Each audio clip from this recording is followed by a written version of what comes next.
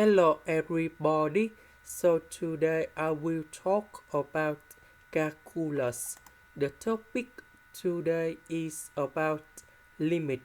So now I will show you how to answer. We have the formula in here. A minus b multiplied by a plus b equals to a squared minus b squared. So this one that is about A, this one that is about B. We want to create about A squared minus B squared. So we need to multiply by A plus B on numerator and denominator. Because I want to cancel about the square root.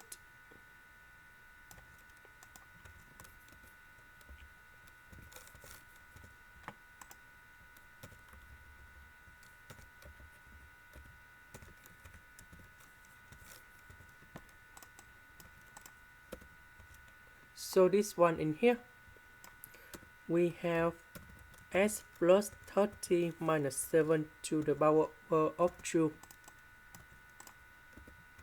So this one we have negative 19. And now we need to simplify on numerator and denominator. And now we put number 19 gone here. And then we have the final answer.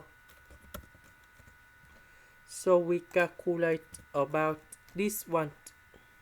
And we have 1 over 14. This is the end. Thank you for watching.